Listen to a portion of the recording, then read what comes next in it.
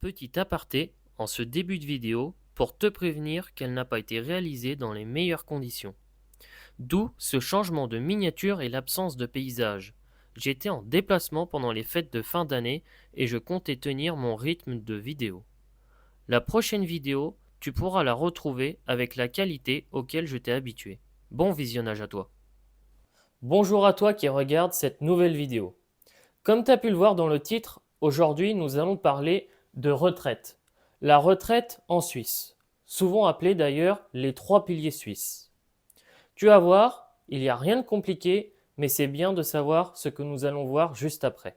Voyons ensemble ce qu'est réellement les trois piliers. Nous allons les prendre en trois parties. Le premier, le deuxième et le troisième pilier. Tout d'abord, les deux premiers. Dans le premier, vous pouvez voir AVS. Ceci est une cotisation qui est directement prélevée pour votre retraite sur votre fiche de salaire. Ensuite, dans un second temps, vous avez la LPP, caisse de pension. Celle-ci est aussi prélevée directement sur votre fiche de salaire et vient en complément du premier pilier. Ces deux piliers sont obligatoires du moment où vous travaillez en Suisse. Ceux-ci, comme je vous l'ai dit juste avant, sont prélevés directement.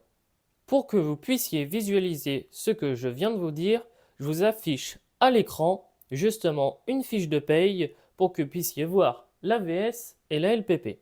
Donc, à l'écran, te voici un exemple de feuille de salaire que j'ai trouvé directement sur Internet.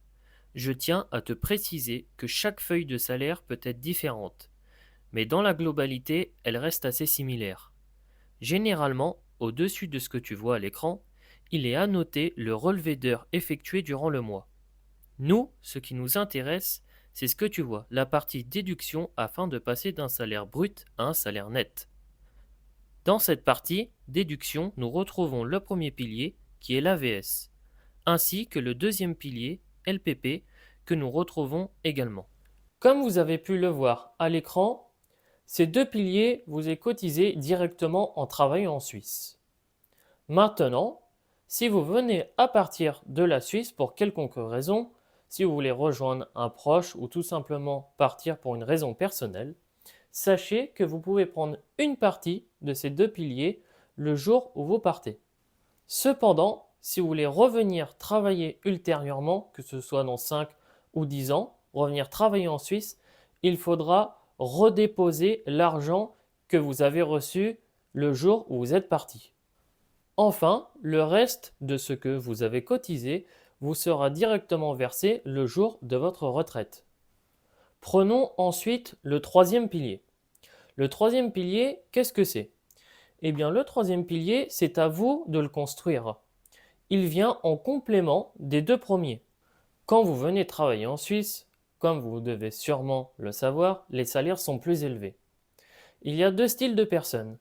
Les personnes qui souhaitent s'amuser tous les week-ends, acheter des voitures. Il y a les personnes prévoyantes qui souhaitent investir dans le troisième pilier.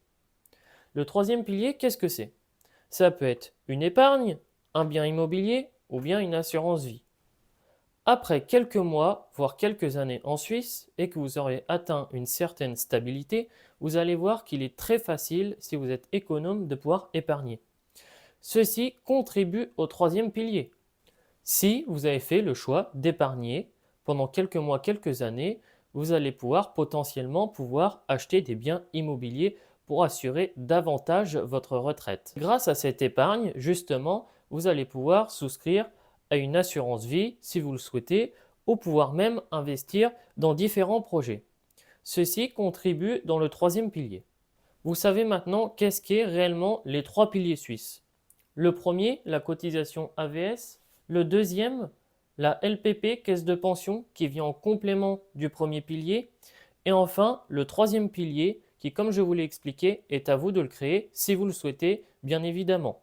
Que ce soit en épargnant, en achetant des biens immobiliers, en souscrivant une assurance maladie ou bien pour quelconque projet. Tout ça, bien évidemment, c'est votre choix. Si maintenant, ça fait quelques mois, un petit moment que vous travaillez en Suisse, vous pouvez toujours vous diriger vers un fiduciaire. Un fiduciaire, qu'est-ce que c'est? C'est une personne qui s'occupe de vos papiers, Donc celle-ci sera de très bons conseils si vous avez la quelconque question sur ces 3 piliers suisses ou comment créer le troisième. Celui-ci pourra vous apporter plein d'idées. C'était Mathéo le frontalier. Si vous avez la quelconque question, vous savez que vous pouvez me contacter directement sur mon Instagram qui s'affiche à l'écran. N'hésitez pas à vous abonner si vous avez apprécié la vidéo et on se retrouve dans 2 semaines pour une nouvelle vidéo astuce pour devenir frontalier. À bientôt, c'était Mathéo le frontalier. Ciao ciao pour une prochaine vidéo.